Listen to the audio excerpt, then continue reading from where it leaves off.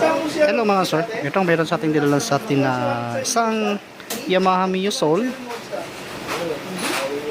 at masugid na subscriber at followers ito na lagi niya napapanood yung mga ginagawa naming Yamaha na Mio. Tapos at ang concern niya yung sa vibration, tapos sa sigunyal na medyo malikot daw yung ikot kasi tinanggal niya daw yung kanyang panggilid, at nung pinandar yung panggilid, yung kanyang sigunyal daw ay kakaiba daw yung ikot, parang gumaganon. Saka yung magneto ay hindi rin matanggal. Kaya ngayon gagawin muna natin, i-confirm ko muna kung tama ba yung sinabi ni sir, kaya kailangan natin itong i-check. Tahimik yung makina nito mga sir, pandarin mo natin saglit kasi pagkaganto kasi nag-start tayong i-check muna bago tayo umaksyon kung ano yung gagawin. Tahimik naman yung makina niya. Yan, maandar na yan. Tapos sa vibration daw malakas, pero para sa akin normal lang yung vibration nito. Sige, patayin mo natin dahil tatanggalin natin yung kanyang panggilid at i-check natin yung kanyang sigunyal, yung concern ng may-ari kung tama ba na malikot nga ba yung kanyang sigunyal.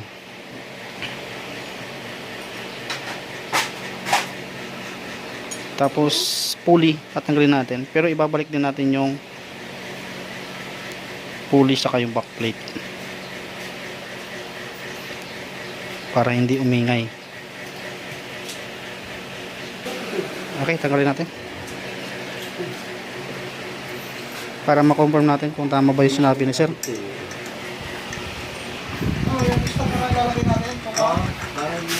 Dapat makapit pa. Baka naglagay ng wala sir. Ni-retrieve na raw daw yan eh. Yan naman ito nag-iwa.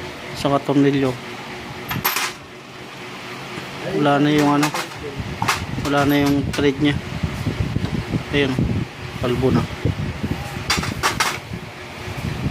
Para makita natin at ma-confirm natin, para ma-suggest natin kung ano yung pisang papalitan.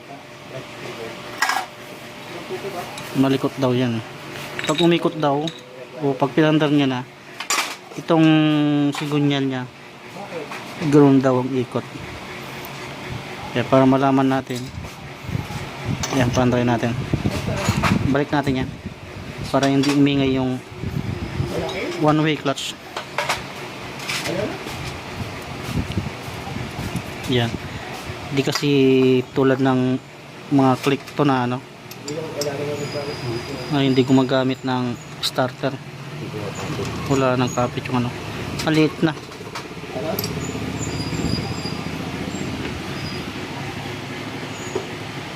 Saka yung tornilyo,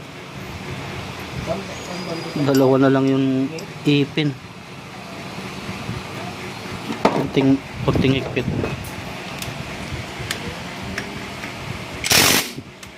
Okay, pandali mo. Ayan na, wala na yung kulit. Ayan na.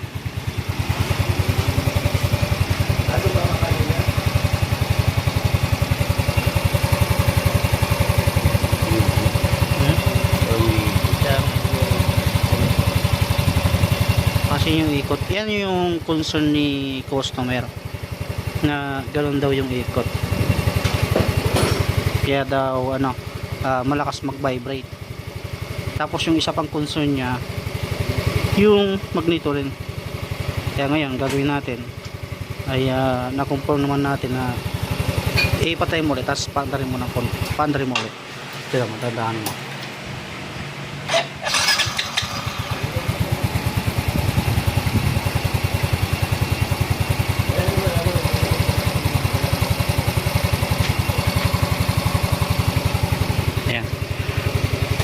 Bali may kunting giwang. Nagsimula daw yan nung nagpa-retrade siya. Siguro baka pinupok sabi. Pag gano'n sa magneto, hindi rin matanggal. Kaya ngayon natin ay i-overhaul natin to. Ipapabalancing natin. Tapos siguro yung tornilyo, pabili tayo. para palitan natin. Okay, overhaul natin yan. Tapos i-balancing natin. Kakas-klase mga rin to.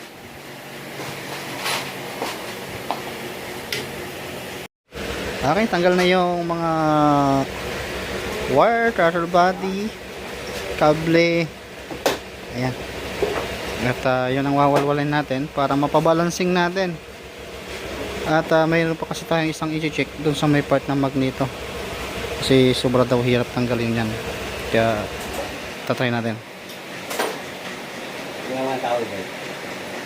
Okay. Sige, forma muna natin yung makina. Ayan, winawalwal na ni Kapulong yung makina.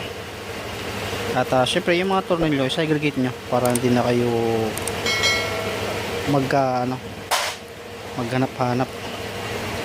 Kailangan ibukod-bukod nyo, kabisaduhin nyo lang para hindi magkapalit-palit yung tornilyo at hindi mabutas, lalo na yung mga tornilyo ng makina kasi magkakaiba kasi yung laki ng bawat tornilyo. Segregate nyo na lang.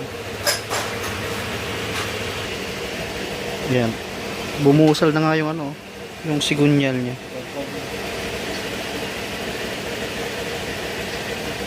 Sige, natin para trade natin yan.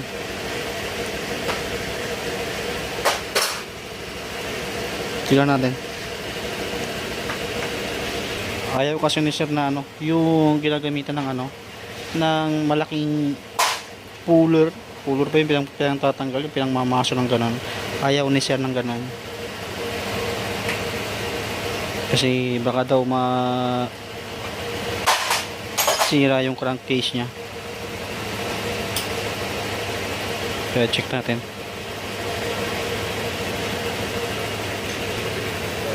Yan, pinakabit yung puller kaso parang lost thread na rin. I-check mo mabuti. Tapos pagka wala talaga, i-welding natin yan. Alam nyo naman siguro na talagang pag na-lost thread dyan, wala talagang ibang puller na gagamitin. Kahit yung sa iba kasi wini-welding din. Ganon din ang ginagawa din namin, wini-welding. Tapos saka lang uli siya kikinisin. Kaya ito yung isa sa pagka nasira talaga. Kasi kinalas na ng una yan. Hindi man lang siguro naglagay ng grasa kasi na-repaint yan pininturahan ng itim ibig sabihin tinanggal na yung magneto na yan. Kaso hindi nalagyan ng grasa. At sobra sa impact yung ginamit kaya yung magneto sobrang dikdik o di na diin dun sa sigunyal. Kaya dapat lagyan nyo ng kung mag-DIY kayo, magre-repaint kayo nyan, napaka-importanting maglalagay kayo ng high temp na grasa. Yan ang lalagay nyo dyan. Isa rin yan sa concern ng customer. Kaya ang gagawin natin dyan ay weldingin natin. Yung may puller naman tayo dyan na pwedeng pang welding dyan para matanggal. Okay, welding muna natin. Ayan mga sir, nag-welding tayo ng puller doon sa magneto.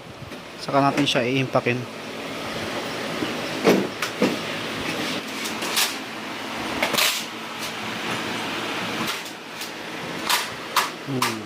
Tanggal agad. Tapos yung winelding natin yan, i-grind natin yan para hindi mapagastos.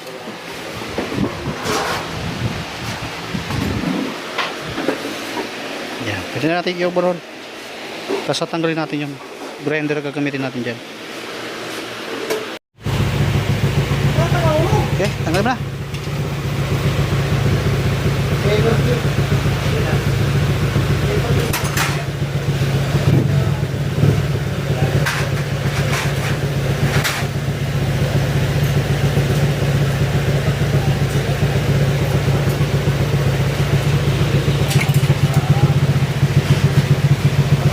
Ayan yung block nya.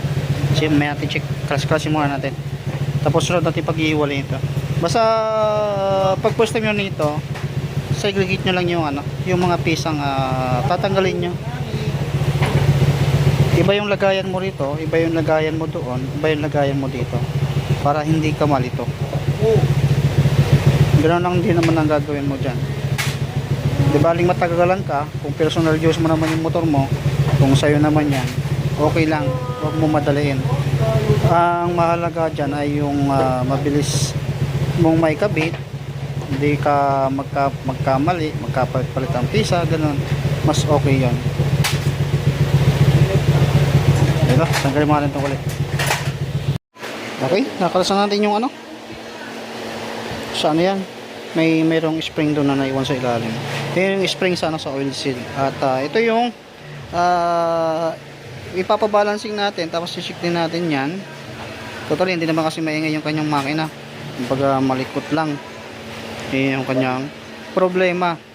At kaibaan dito sa Honda saka sa Yamaha na ganito, nasa side dito yung problema, ay yung pinagsasalpakan or part ng matigas. Sa Honda kasi dito sa part dito ang matigas. Okay, ito yung sigunyal niya mga sir. Yan, na-balancing na to. At syempre kailangan ko din ipakita na ito para mapanodong may-ari na talagang yung kanyang sigunyal ay nakabalancing. Ayan mga sir,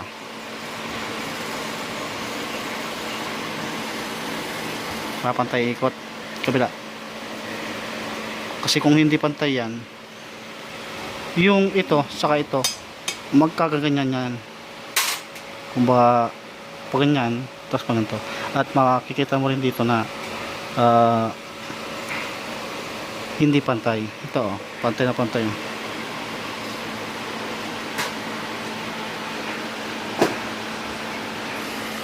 Okay, isasalpak na natin to. Tapos nagbawas lang tayo ng konti kasi bumuka yung ano, yung thread dito, pero si Yamaha sobrang haba naman yan. Hindi tulad siya sa click na flat na flat. Ito sobrang haba niyan. May papakita ko rin sa inyo mamaya yan. Yan, nagbawas lang tayo ng konti kasi mahaba naman tong kanyang thread mga sir. Kasi bumili rin ako ng ano, ng tornilyo nito, kabilaan. Okay, pakita ko na yung mga pisa na gamitin natin. Ito yung pisa niya mga sir. Yan, pakita ko rin para at least makita ng may-ari na kahit iniwan yung unit niya dito ay makikita niya pa rin yung pisang ating ilalagay. Piston ito. Tapos ayan, valve seal, mga tornilyo, yung tornilyo sa magneto. Tapos yung isa nito, tornilyo naman nito dito. Yan, lahat original ang ginamit natin. Piston ring, valve seal, saka yung base gasket at cylinder gasket. Yung nasa kahon naman, ito yung black. Okay, sasalpak muna natin yung ano, yung sigunyal. Hindi tayo nagpalit ng ano ng bearing kasi hindi naman natin narinigan yan na may problema, kaya hindi tayo nagpalit yan para kahit paano hindi gumastos ng malaki si sir. Binalancing lang natin, tapos nagpalit tayo ng black seat, tapos inayos lang yung mga thread. Okay, salpak mo natin yung sigunyal. Okay, bali assemble na natin. Dito gagawin natin, painitan natin dito, tapos sa atin salpak yung sigunyal. Sa Honda dito tayo nagpapainit, dito tayo naglulubog. Yamaha sa kabila naman.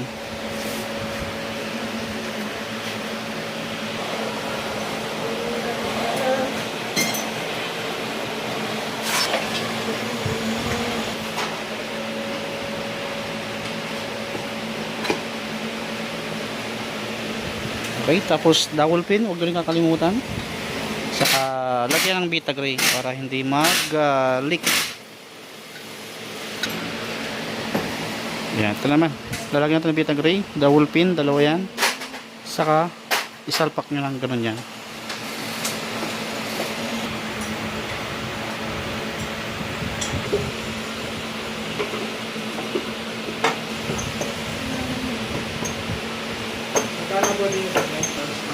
Okay, tapos tonelo natin.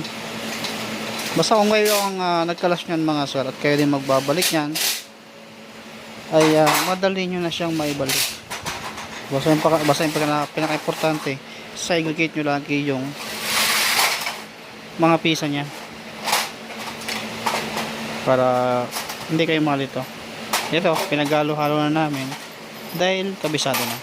Pero pag hindi nyo pa kabisado, segregate nyo. Okay, lagay mo natin yung mga tornilyo. So naman natin yung piston tsaka piston ring na asimbolin, tapos kakabitan natin doon.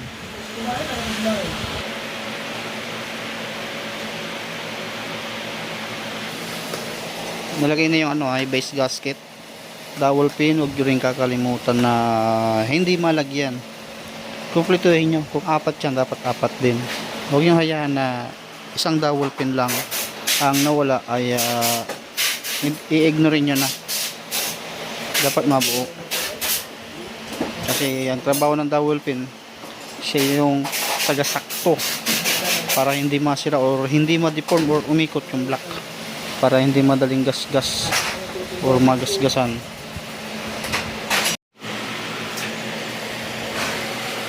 Okay, yan na yung bago nating piston mga sara. Yung luma, yung nasa baba.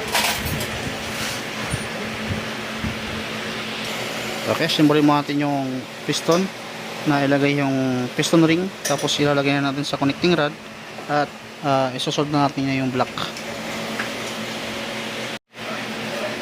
Ayan, ay kabit na yung bago nating piston. Sasalpak na natin yung bagong block.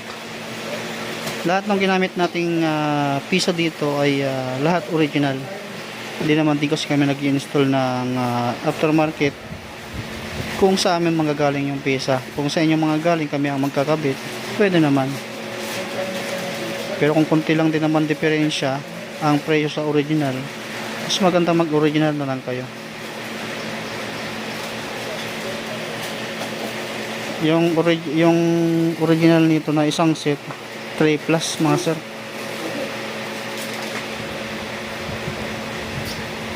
Pinabili ko din yan at nagbayad din tayo ng pagbili ng pisa.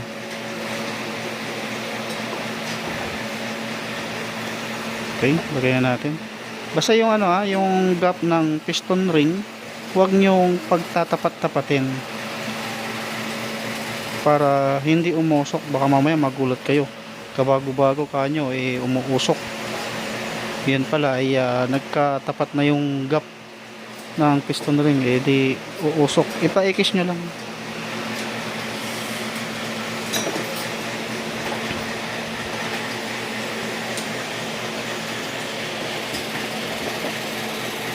So naman natin yung cylinder head naman, pero ilalagay mo na yung dalawang valve seal. Original valve seal naman yung ginamit natin dyan, o yung gagamitin.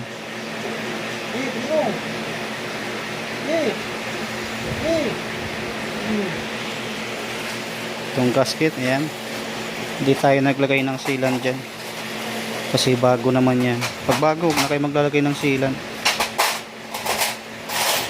Okay, tanggalin natin yung lumang valve seal dahil magpapalit tayo ng bagong valve seal. Tapos yung bagong valve seal.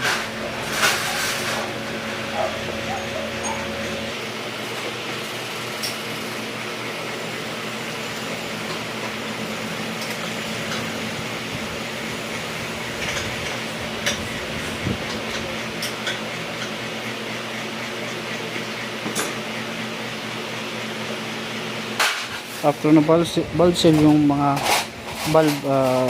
valvula na, tapos valve spring, para may salpak na yan dito.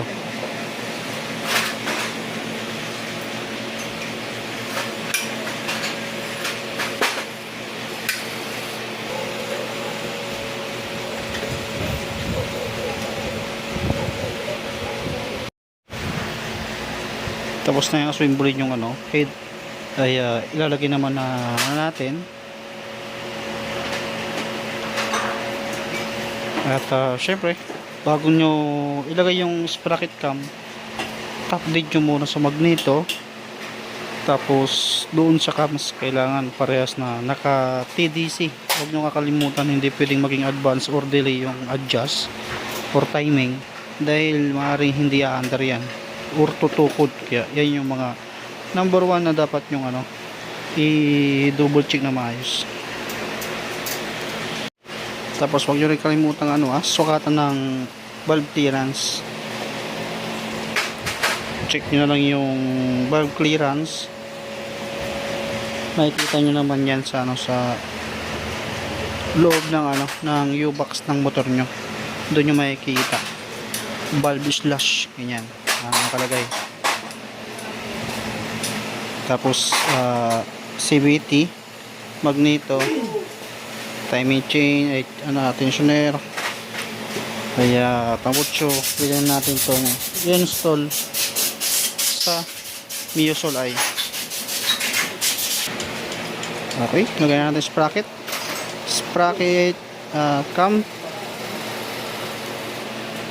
Tapos i-timing nyo kapag hindi nyo kabisado yung mga technique, magaling nyo gamitin yung magneto. Merong guhit yan para ma-timing ninyo hanggang doon sa may part dito ng timing mark ng crankcase. Tapos timing mark din doon, makikita nyo rin yan.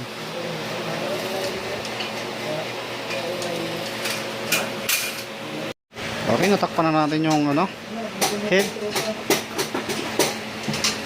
CVT sa muffler, cover na lang yan. Ay maaari nating ikabit dito. Kaya kabit mo natin yung yung stator, starter, CVT, tambucho, cover. Okay, pwede na natin to kabit. Okay, kabit muna natin yon, buuin natin yan. Madali na lang din naman yung yung CVT, yung pulley, tambucho, cover. Kaya fast forward na lang natin. Ilagay na yung tambucho mga sara, cover magneto, stator, cover dito, at CVT na lang kulang. May nakalagay na washer dyan, tinanggal na dahil stock lang din naman yung gamit nya. Pagka stock lang din naman yung gamit nya, kahit wag na kayong maglagay ng washer para hindi masira yung spline. Yan, cover na lang, tapos ikakapitan natin dito.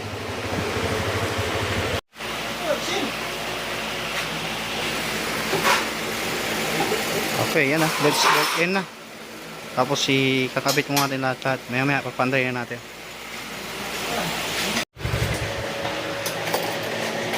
Okay, bali na ikabit na natin lahat bukod lang doon sa upuan. At binalik din yung washer mga sir, kasi may problema na din pala na yung kanyang pulley. Kaya pumagpag yung belt. At binalik yung kwan. Ito, sakto lang ito mga sir. Yan. Makikita mo naman din dito sa kanyang panel. Talagang hindi siya talaga manginig.